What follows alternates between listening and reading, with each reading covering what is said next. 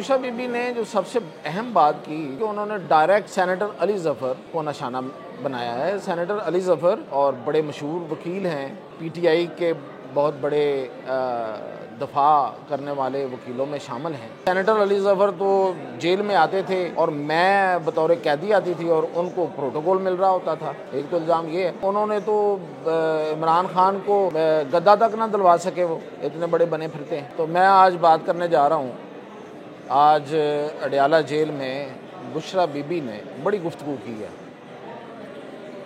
इधर उधर मतलब इधर उधर से मतलब ये है कि कोई इधर की बात की है, फिर उधर की बात की है, और उसमें हकीकत में है क्या बुशरा बीबी की सारी गुफ्तगू में, वो जो कह रही हैं वो वाकई खान की भी पॉलिसी है, क्योंकि वो तो साथ खड़े थे। एक तो इस पर बात करेंगे, और दूसरी बात मैं आपको बताऊंगा कि 23 जुलाई को हाउस ऑफ लॉर्ड्स बरतानिया में क्या होने जा रहा है और उसके पीछे क्या कौन है और क्या कहा जा रहा है उस जो हाउस ऑफ लॉर्ड्स में होने जा रहा है उसके बारे में पाकिस्तान में, और उनका मौक़िफ़ क्या है जहाँ ये हो रहा है। तो ये दो बड़ी अहम चीज़ें हैं। अच्छा, बुशरा बीबी ने जो सबसे अहम बात की, जो सबसे लोगों को थोड़ी चंबे की लगी, वो ये थी कि उन्होंने डायरेक्ट सेनेटर अली ज़फ़र को निशाना बनाया है। सेनेटर अली ज़फ़र लायर हैं और बड़े मशहूर वकील हैं, पीटीआई के बहुत बड़े दफ़ा करने वाले वकीलों में शामिल हैं। और आपको याद होगा कि एक वक्त में वो बैरिस्टर गौहर की जगह पे चेयरमैन पीटीआई के भी उम्मीदवार थे, और उनको इमरान खान की बड़ी कुर्बत रही है। और फिर ये कि वो वकीलों में उनकी बड़ी से है, आईएलएफ में है, और अदरवाइज़ जो वकीलों का जो ओवरऑल वकला का जो है, मतलब जो बेस है और वो लाहौर है, तो उसमें उनका बड़ा नाम है। उन्होंने बड़े केस लड़े, वो सेनेट में उनकी बड़ी बेहतर पोजीशन है वहाँ पे। तो इसके बावजूद उन पे इतना बड़ा अटैक जो आज डायरेक्ट किया है बुशरा बीबी ने, उसकी क्या वजह हो सकती है? उन्होंने क्या कहा? उन्होंने कहा कि जी सेनेटर अली ज़फ़र तो जेल में आते थे और मैं बतौर कैदी आती थी और उनको प्रोटोकॉल मिल रहा होता था। एक तो इल्ज़ाम ये है, और दूसरा उन्होंने कहा कि उन्होंने तो इमरान खान को गद्दा तक ना दिलवा सके, वो इतने बड़े बने फिरते हैं। और फिर उन्होंने उसके साथ लिंक करके फिर इमरान खान की जो दास्तान सुनाई है वो ये कि जी उनको कीड़ों वाले फर्श पे रखा गया, उनको 3 दिन जगाया गया, उनकी आंखें सूज गईं, ये सारी कहानी बयान की है। और इसके अलावा फिर उन्होंने दोबारा अपनी वो जहर वाली बात की कि मुझे हारपैक दिया गया और वो तो तब तक सूख चुका था जब इन्होंने टेस्ट का कहा। और फिर उन्होंने ये कहा कि जी उसका कोई सही तरीके से उसका मुआयना ही नहीं किया गया, उसके टेस्ट ही नहीं हुए, वो कैसे पता चलता। तबीयत वो कहती है मेरी ख़राब रही है। और साथ ही साथ फिर उन्होंने जो बात करते हुए जो जब उनसे सवालात हुए, सहाफ़ियों ने सवाल किए, तो उनमें बहुत से सवालों को वो गोल कर गए। मसलन उनसे कहा गया कि आप तो ख़ानदानी मसाइल पर भी बात कर रही थी, आज भी वैसे उन्होंने किया। आज उन्होंने कैसे की? उन्होंने कहा देखें जी हमारे पास तो हमारी हालत ये है कि हम आए, मैं जब जेल में आई हूँ तो मेरे पास तो वकीलों को देने के पैसे नहीं थे, और हमारी ये हालत थी, और ये देखें कि हमें तो किसी ने पूछा तक नहीं है। यानी कि वो ख़ानदान की तरफ, ख़ानदान किसका है? इमरान खान के ख़ानदान की तरफ, अपने ख़ानदान की तरफ वो कैसे बात कर सकती हैं? क्योंकि ख़ावर मानी का तो उनके एक्स हस्बैंड हैं अब, तो वो पैसे तो वही लगा सकते थे अदरवाइज़। तो अब वो इमरान खान के ख़ानदान की तरफ आज भी उन्होंने इशारा किया है। लेकिन जब उनसे सवाल किया गया कि आपने पिछली दफ़ा तो उनके बारे में बड़ी खुल के बात की थी, तो वो उससे उन्होंने जवाब देने से इनकार कर दिया, वो खामोश रहे। इमरान खान उन्हें बार बार टोकते रहे, और वो इस लिहाज से ये नहीं कहा उन्होंने कि तुम ये बात ना करो, ये बात क्यों कर रही हो।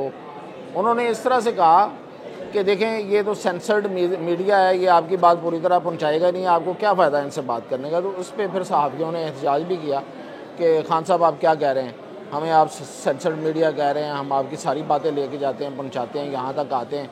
तो इस पर इमरान खान फिर गुस्से में भी आ गए और वो चले गए। असल में देखें ये कितनी बड़ी लड़ाई है पार्टी के अंदर। अब ये अगर ये इमरान खान साहब की सपोर्ट इस बात को हासिल है सेनेटर अली ज़फ़र के ख़िलाफ़ बात करने में, तो ये फिर एक ही बात समझ में आती है कि वो भी चाहते हैं कि थोड़ी ये बात निकले और गुड कॉप और बैड कॉप की गेम खेली जाए, ताकि पार्टी में जो इख्तलाफात हैं उनको थोड़ा एंगेज रखा जाए लोगों को।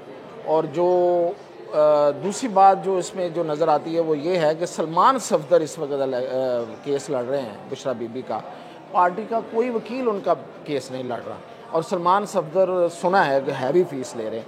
तो ये एक इशू भी हो सकता है कि यार पार्टी के वकील सामने नहीं आ रहे, वो क्यों नहीं केस लड़ रहे। ज़ाहिर है पार्टी का वकील केस लड़ेगा तो पैसे तो नहीं लेगा।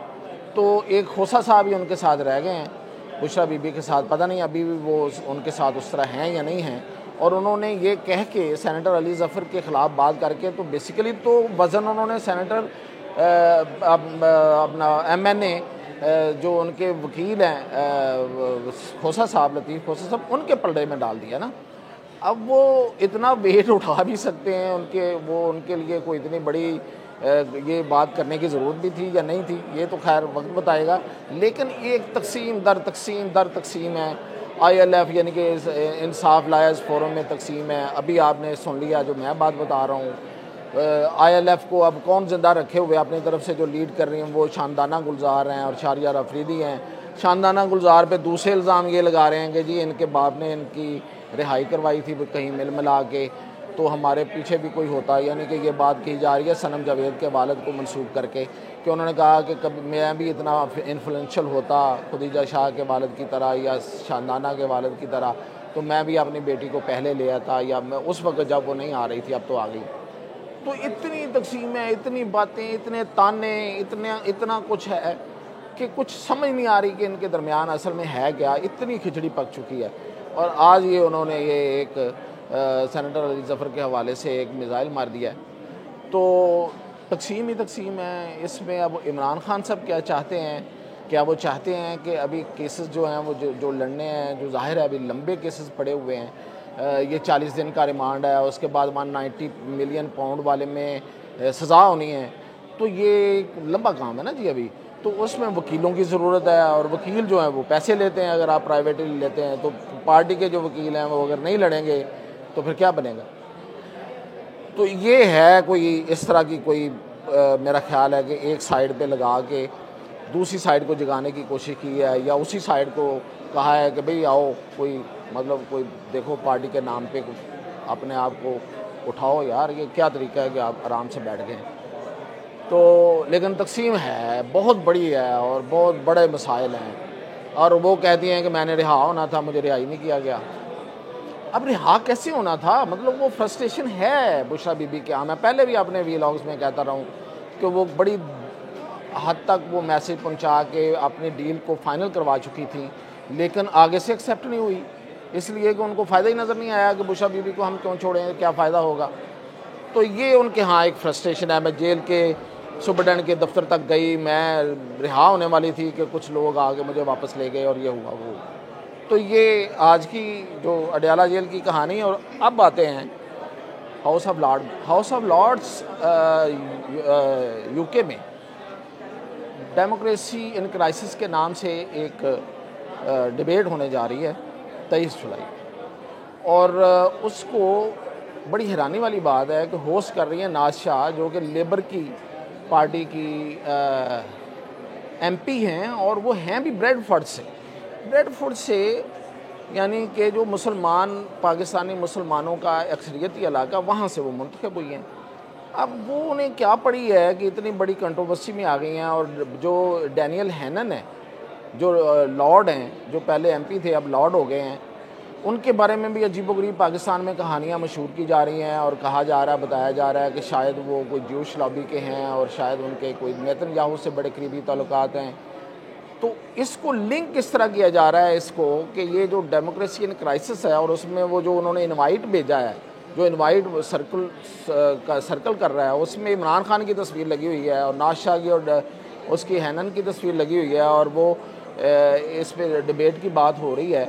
और इसको आज इंटरनेशनल मीडिया ने भी इस स्टोरी को किया और उसको लिंक किया है अहमद जंजुआ की कोई कहते हैं जी को उनको उठा लिया गया पाकिस्तान में, यहाँ इस्लामाबाद में कहीं, तो उसको लिंक किया है उसके साथ। तो वो जो अहमद जंजुआ हैं वो पार्टी के इंटरनेशनल अफेयर्स के चूँकि हेड थे, तो वो इसको सारे को ऑर्गेनाइज़ कर रहे थे। अब पाकिस्तान से कौन कौन जा रहा था, कहते हैं कि बहुत से पीटीआई के कुछ लोग जा रहे थे और वहाँ पे उन्होंने बात करनी थी और फिर कोई पता नहीं फंड रेजिंग की बात होनी थी, आई डोंट नो। बट लेकिन ये है कि ये सब कुछ जो है इसके पीछे आखिर है क्या, ये डेमोक्रेसी इन क्राइसिस का, जब अमेरिका के बाद ये अब हाउस ऑफ लॉर्ड्स में भी ये अमेरिकी कांग्रेस के बाद हाउस ऑफ लॉर्ड्स में ये इसका बहस का होना, ये तो बहुत बड़ी लॉबी है और बहुत बड़ी ये मूव है और पाकिस्तान पे ये प्रेशर में बहुत इजाफा करेगी। अब इसमें निकलता क्या है ये तो खैर वक्त बताएगा, लेकिन मैं एक बात बता रहा हूँ कि ये एक बड़ा प्रेशर है। अमेरिकी करारदाद ही पहले संभाली नहीं जा रही थी, अब हाउस ऑफ लॉर्ड्स आ गया उसमें, और उसमें जो बहस हो रही है और फिर ये कि जो डैनियल हैनन के हवाले से जो अफवाहें फैलाई जा रही हैं, इसमें से क्या निकलेगा, बहुत ही हैरान कुन और किसी हद तक परेशान कुन ये सूरत हाल नज़र आ रही है। तो बाकी तफसीलात इंशाल्लाह आपको अगले व्लॉग